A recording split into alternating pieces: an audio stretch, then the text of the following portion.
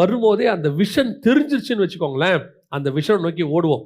92ல நான் ஆண்டவரை ஏற்றுக்கொண்டேன். 1992ல 94ல கர்த்தர் எனக்கு சொல்லிட்டாரு, நீ ஊழியத்துக்கு வருவேன்னு.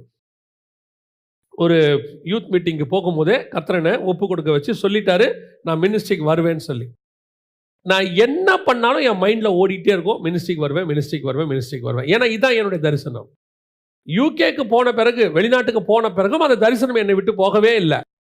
நீ கண்டிப்பா மினிஸ்ட்ரிக்கு வருவ. கர்த்தர் அங்க பேசி மினிஸ்ட்ரி கூட்டிட்டு வந்துட்டார். அந்த விஷன் இருக்கு பாத்தீங்களா, அது உங்களை வேற எங்க போனாலும் போக விடாது. போனாலும் இழுத்துக்கிட்டு வந்துரும். யோனாவுக்கு ஒரு தரிசனம், நினிவேக்கு போகணுன்றது. நீங்க தர்ஷீஷுக்கு போங்க, கூட்டிட்டு வந்துரும். அது எப்படி வேணும், அதுதான் என்னன்னா, அந்த விஷனை கேட்டு நீங்களா வந்துட்டா நல்லது. மீன் வாய்க்கு போயிட்டு வந்தீங்கன்னா கஷ்டம். வர வைக்கிறது அதான் சொல்றது. நம்மளா வந்துட்டோம்னா நல்லது. இல்லைன்னா கர்த்தர் வர வைப்பார் பாருங்க. அந்த வர வைக்கிற ப்ராசஸ் இருக்குல்ல, யோனா சொல்வாரு,